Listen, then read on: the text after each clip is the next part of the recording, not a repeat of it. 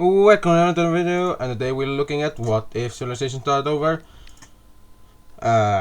2 human scenario, Age of Conflict. Now we are entering slowly into another age, but last episode we saw a few things. The 50 subscriber special was the thing that I did here, and I didn't post some videos that I should have, so I'm gonna have to postpone a few videos, take down probably the 50 subscriber special. Don't worry, that's not gonna be taken down just yet. It's gonna have its point in time, but today we're looking at the rise of Bremen and the rise of Suluca. And you guys won't want to leave this video without knowing some stuff that's going to happen. So sit back, maybe take some popcorn if you have, and let's get straight into this. Thank you guys for watching. If you do like the video, hit the subscribe button and the like button, helps out the algorithm. Let's just get into this. In Africa, we haven't been doing much. The nations here have been honestly not doing anything around these times, and currently the demographics have changed a bit. And when I say demographics, I mean demographics. As you can see, this thing has gotten a bit larger. Many more ethnicities have died out, or are basically not dying like this. Before they had a lot of land over here, a lot of land over here, but now they don't, and they have all of that. This one came into existence pretty fast, but this thing, I'd much rather say that they have around this time just fallen apart, and these two are slowly starting to integrate into each other, with them having a bit of a similar way of doing stuff, and they're starting to change a bit, like very slowly. They're starting to integrate, and that's why I'm giving them this lighter color. They have different ways of doing stuff. Now let's go to Suluca. Suluca is a very little nation. It has not that much population. It's not that strong, but recently it got a new king, and this king is very good. In which ways? He knows how to do some diplomatic talk, he knows how to fight, and he has made a full-on doctrine for these forces to follow. His first doctrine is to take land, which will help them, and quickly we see that this philosophy of taking land that will help them arrives into their minds as a great idea, and they go to war with this larger nation. Now they win a lot of battles, they win a lot of fights, but it's at the cost of many of their men, and at some point both sides are tired of the war, but one side is the clear victor, and that's the Sulucas. This happened while the Flower Rebellion was going on, so if you guys are asking when this whole thing started, it was during the Flower Rebellion. And as you can see, the Sulucan Empire is starting to form a bit more. Unless you look over here, well, we have a bit of a problem going on. This nation over here was taken over. These two are going to fight. These two fought a bit. This guy lost, losing massive parts of its territory, and this guy was full on annexed. So they have a rival nation that is trying to outbeat them. Now we see that quickly these two joined the Sulucan Empire, trying to gain as much defensive capabilities as possible, also becoming a bit stronger. But in doing so, they kind of angered the red tribe over here, tribal nation. And we quickly see that they will cut off the Sulucan expansion into other regions. The Sulucans will actually try and fight their way up into these areas, although the only place they managed to actually gain some territory was over here, as the Sulukids would be able to do a lot of damage over there. But in a shocking turn of events, some forces of the Sulucans managed to overthrow a few regional chieftains and take over these regions, which kind of angered these guys, and they immediately went to war, trying to well, kind of occupy these regions. But quickly we see that after they were taken, they the occupation of these regions will not stop, and once the king of Suluca demands that these guys leave, and they don't leave, war begins. We see that the first attack begins when the Sulucans are attacked in the west, basically, and not east, because I was going to say that, and some of you may say, oh, you were allowed to say east. Maybe most of you won't say that, but if you did, I'm gonna cry. Me. But we quickly see that many of these basically regions over in the west are taken over, but over the time that they went to war or didn't go to war, the Sulucans had done a few things over here, managed to fight a few tribal battles, and managed to fight for these areas. Now, the yellows and the greens, they're the strongest nations, with these two also being the strongest of the strongest nations. And around this time begins the great South African battle for,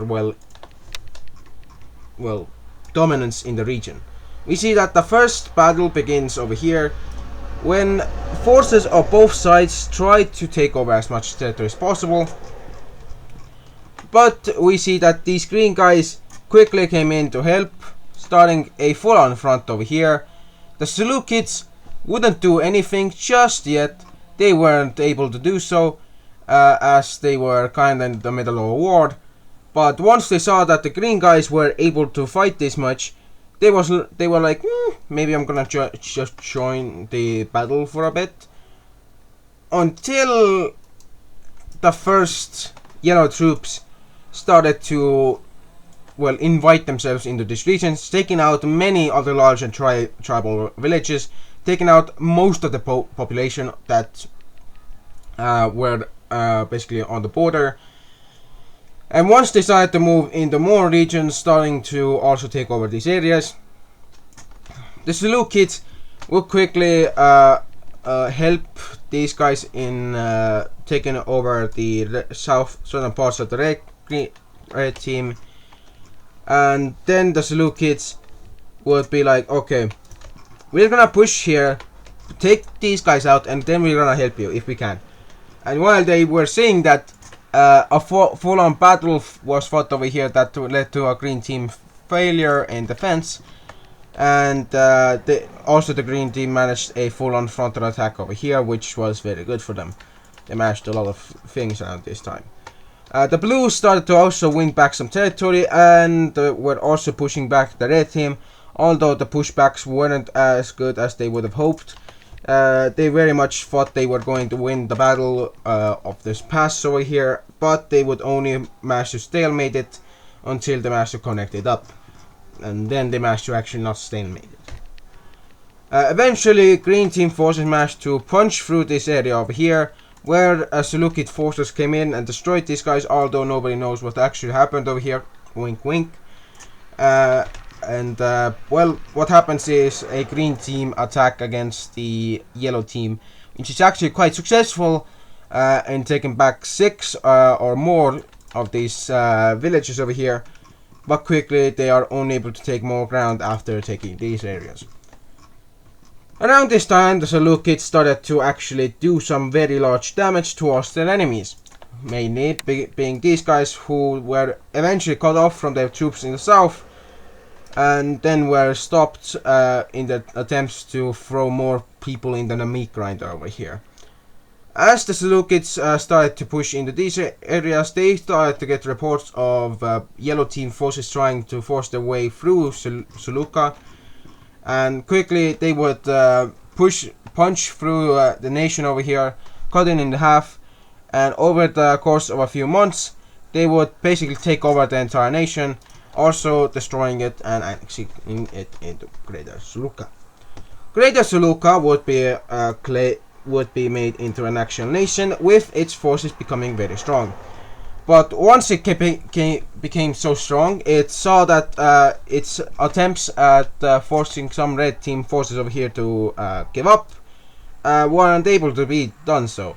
well, and eventually the red team areas over here were given over to the Selukans. But the news of these guys trying to invade into their regions to go around and attack the green team were true. And once the first attacks began, quickly forces would push into some areas, and we quickly see that the yellow team would be forced to surrender, with many of their regions being taken over.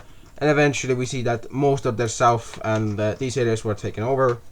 The green team took everything that the yellow team had, and they also took these areas that they managed to take. The blue team took these regions, and basically around this time a full-on African expansion event started, as people started to expand everywhere as much as possible to expand their regions, their control of the areas they were in, and basically all of the more stuff. They just did so for land and, well, glory. But these guys wanted to bring back their old ambitions of becoming very strong, wanted to take back their own lands over here, and so they began a war, which eventually ended in their own victory.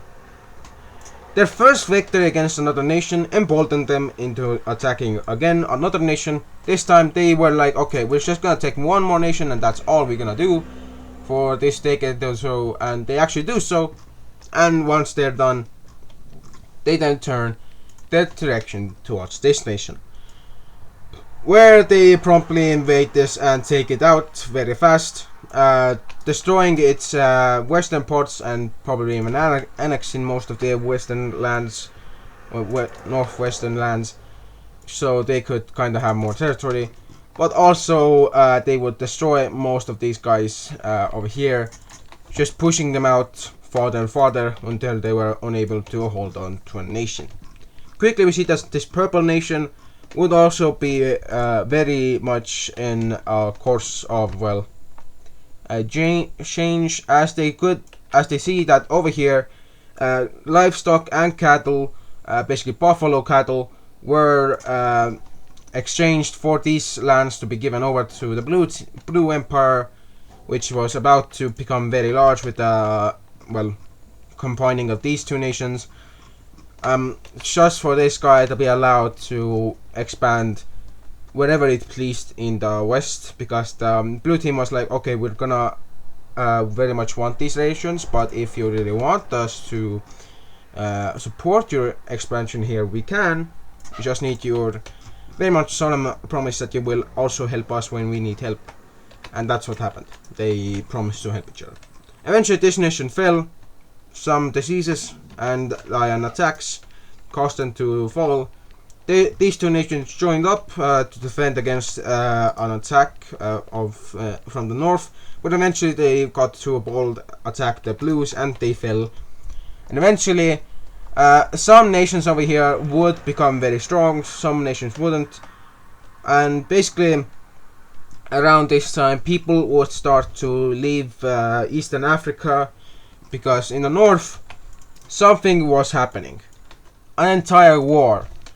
And these warriors that started to leave southern Africa just so they could see what war was like in the north were horrified and intrigued by the weapons that were used in this war. Many of them were ships which they had never seen before, or if they had never seen the design of. And these massive amounts of forces that were being used in, like, for large amounts of formations, large amounts of men were being used, and around a few hundred men would be put into one group, was just unfathomable for these tribal men. And eventually, once they saw that this nation fell and then managed to survive on this island, eventually falling, this island would fall over to basically being taken over, they would be surprised by an empire of Ethiopia just starting another war with right away, after changing their well, ways of attacking. Well, Trevor, you should talk a bit less and think a bit more.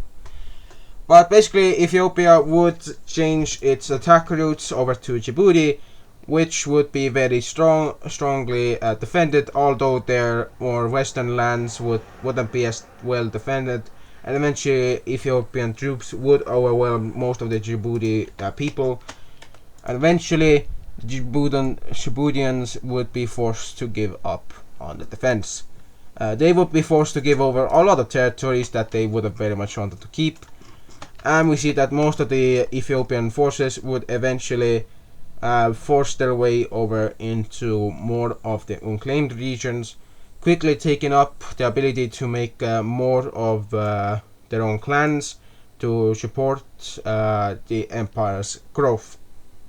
We quickly see that the nations that saw that this nation was just expanding through settlementation and claiming regions was pretty much foreign to them. They never thought this could happen.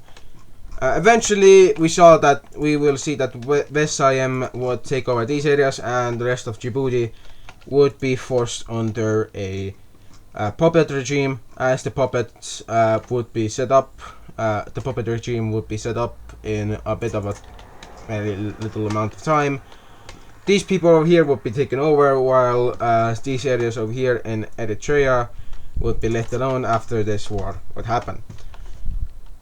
These forces would actually eventually unite together to make Greater Ertros, and Greater Ertros would be very strong in its own region, but to the north of it, Sudan has started to also do the same things as their friend down south.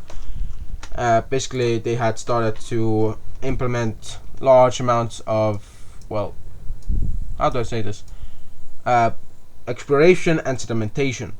Although the sands of the Sahara would stop them a lot, they would eventually manage to do a lot over here, managing to expand quite far into the deserts and, so, what was the region's name over here? The Sahel region, which spanned over here. But eventually, we see that this nation over here would be full on puppeted, and not fully. Basically, yeah, that's how they would look. They would be puppeted, and they would be left so. Where for this guy, they would full on force these guys into a not beneficial, basically puppetry. So if you guys very much want to see what the history of this guy would look like, you now have it. But this guy having two capitals is not good for it. Even though they really much are okay with two capitals, their own people aren't like very happy about having two capitals, so it's becoming kind of a problem for them to have two capitals. But eventually they would be like, okay, we're gonna rebrand ourselves. Everything that we ever thought we were, throw that out the damn window. Just do as much as possible for us. And eventually they will be able to take this capital over here and may basically keep their own capital, old capital. And quickly after that, news of the Nilaean fall over here, as quickly after the annexation of these regions was done, the slow fall of Nilea was only fastened up, and quickly we see that the factions of Nilea, the Imperial Nilaean, the Reformist Nilaeans, and the traditional Nilaean people would be basically fighting for Nilaean control, while the north would be only controlled by those who were still loyal to the king. And over time, we see that this would just cause the fall of Nilea, and Libya would eventually manage to also annex a few regions of Carthage. Around this time, these two have made peace with the Numidian Atlassians, quickly making a lot of gains over here. Oh my god, the burps. Oh god, the burp. they're just plaguing my entire way of speaking or something, I don't know. But quickly after that, many more nations start to again reform over here.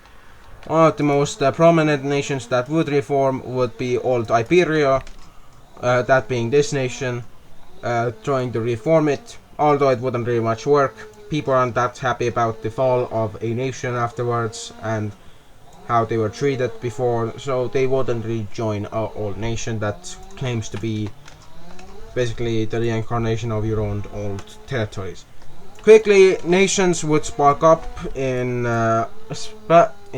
Spain's areas, and we quickly see many of these areas would start to form very well. Eventually, Valencia would also take some more territory, and this nation would also take more territory, seeking to become very strong. Over here, a bit of a resistance movement against the mercenaries started, which would actually help take over most of the southern regions of the mercenary nation. Although it wouldn't be very strong, it would still be enough to defend those regions. And eventually, the Basque nation would return, although this time it would be very small. It wouldn't be as strong, and it would be so weak, to the point that you could even argue it's not even a nation anymore. Nations all across the world start to recover from the fall of the middle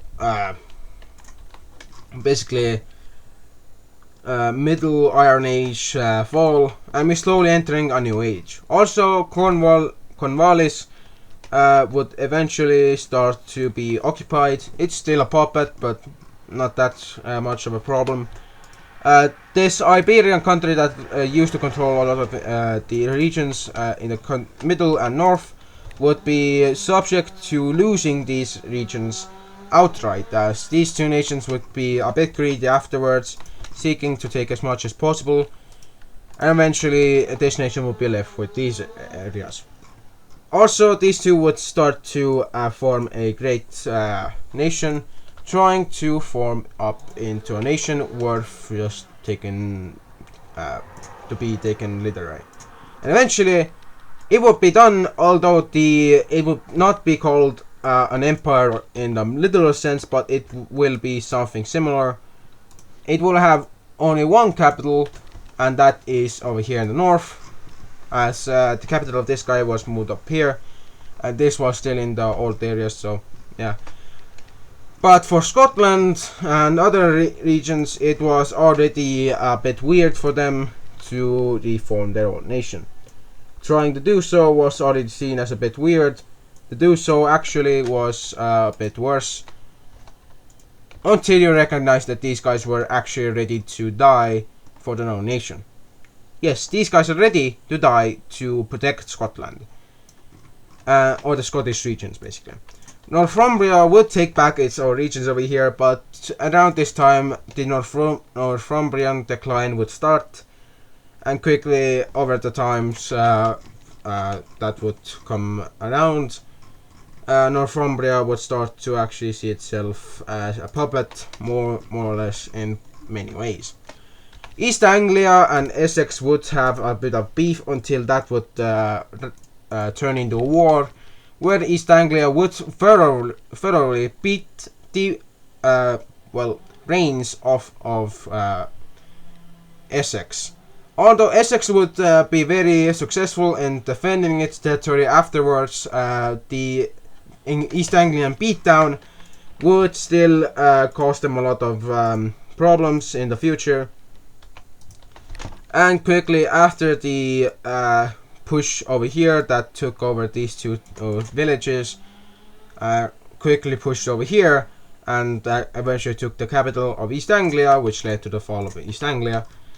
We see that the takeover of these regions wasn't very well perceived by the English nations, and the English nobles also started to try and take back their own nation. Quickly the capital would be taken, although it would be eventually retaken by that area, Cornwallis would eventually manage to become the second nation of Cornwallis, with eventually a fight for its beginning, which would kind of cut it in half, with the eastern parts becoming the parts of Essex, and these parts being Cornwall. Wales around this time would start to restart their relations with Essex, as they would sell them pieces of land that would be very, very unneeded by them. They just didn't want those lands, I'm just gonna say that. And around this time, the dynasty of, well, not the dynasty, but basically the noble lineage dynasty, basically, I'm talking about that, of the Netherlands would start to become very strong, with the Bremen people over here quickly also uniting Hamburg and their own regions. It would become very apparent that these two nations joining up into one would be the basically bane of this region, and basically everyone would be very much on the edge. But then with the first nation being involved in this whole unification jargon, being this red split up nation, we quickly see that the main areas, the largest of its regions, would be taken over quite well and fast, although its other regions, the last of its regions, would not be taken so lightly. It would surrender and be annexed, and eventually this area would be also annexed, so we kind of have some things happening over here. Eventually Hamburg would start another war over here, taking over these regions, and around this time, once they took over these areas, weird things began to happen in Bavaria, or around Bavaria. As we can see, nations will start to join with Bavaria, quickly researching it into a stronger and stronger country, until it took over a future area of, well, Bremen, that Bremen very much wanted.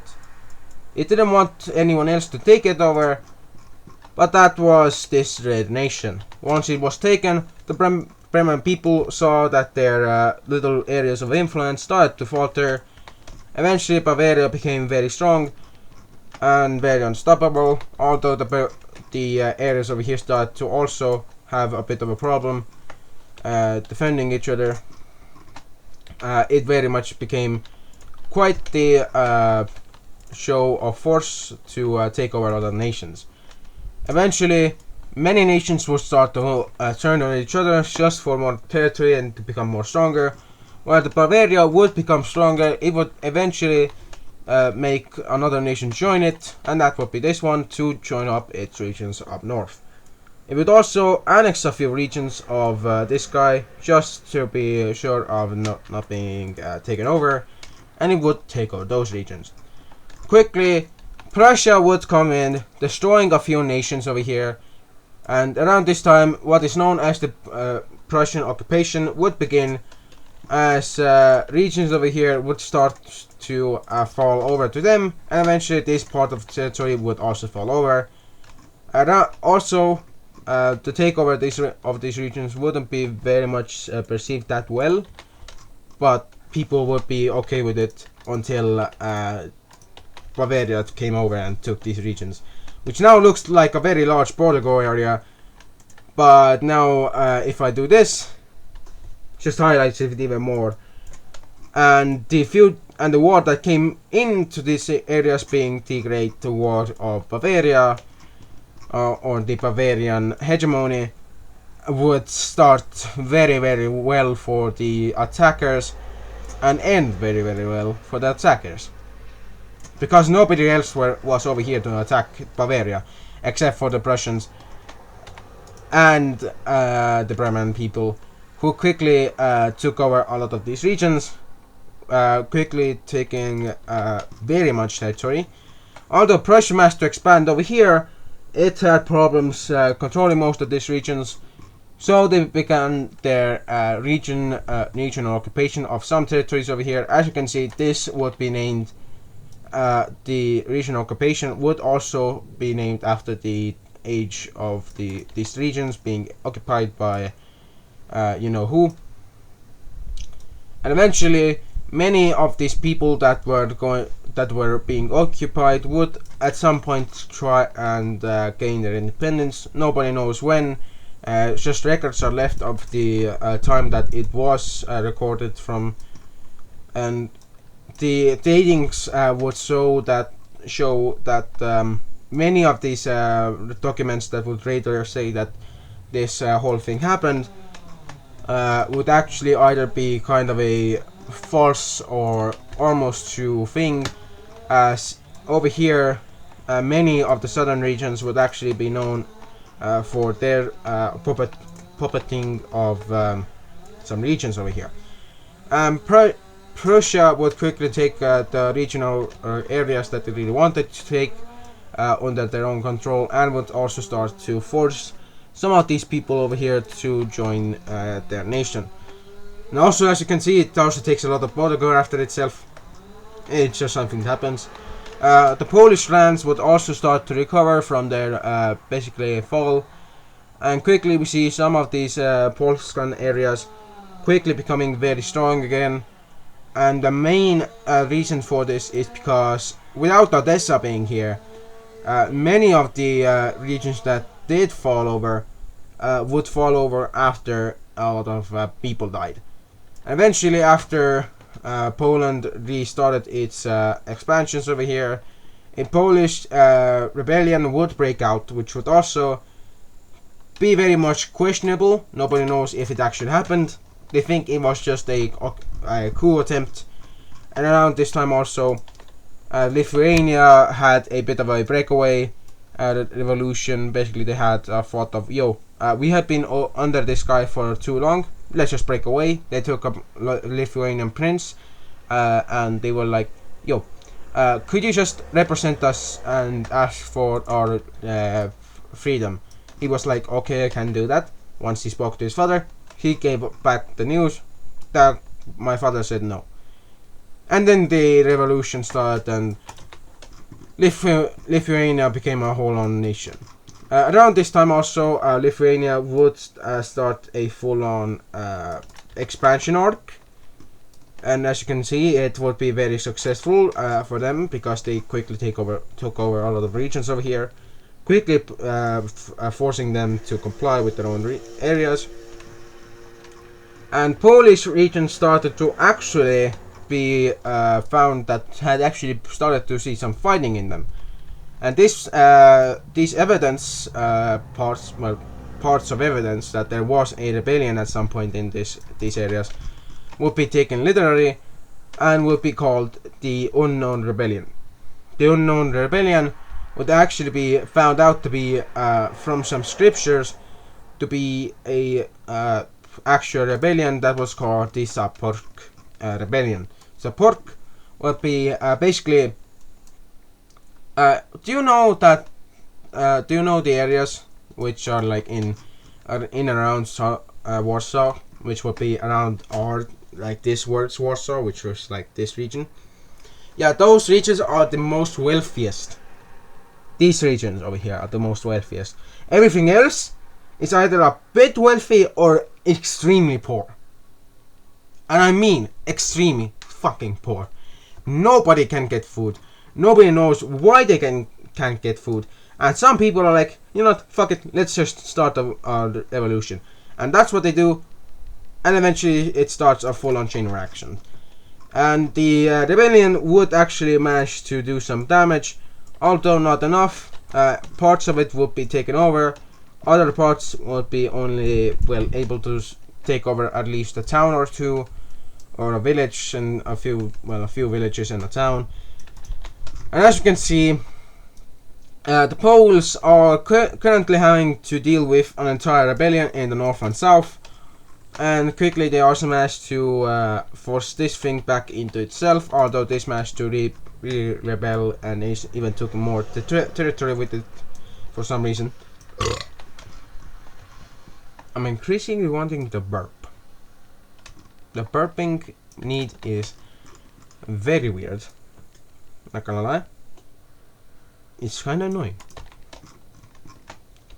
But quickly we also see that the Polish expansions would actually also be a trigger for this rebellion to actually grow even larger, and eventually the nation would be toppled and a new government would be put in place, with these regions actually kind of doing some stuff over here. With that being done, getting back over here, we see that some nations would start to reform themselves after the fall of Bavaria, which kind of happen. Bremen would be able to survive the war that came over here, because that also started because of its aggression towards Bavaria. But once it started to kind of see some problems, it quickly fell apart, as some of these areas would quickly become very much against it. Some of these people that were over here quickly forced their own ideas and things on the people that were under them. And some of these nations were even that as worse as Bavaria, trying to force as many nations below them as possible, even having some exclaves that they wanted to unite, although they may have had a bit of a problem trying to do so, as nations start to quickly form and go. But as we can see, Hamburg would basically be the owner of these regions until a full-on Schleswig thing happened over here, where basically some things went down. Also around this time, more expansion of the Finnish started. We have only seen a bit of expansion by the Finns happen, and this one would be known as the Grand Expansion of the Finns, as the Finnish leadership would quickly start to, well, the Finnish kings would start to force the people to go out into these regions, quickly taking over a lot of these areas, and they would quickly crown their main colony over here as the actual father colony of the regions over here. Quickly taking over these areas was not a big deal, as the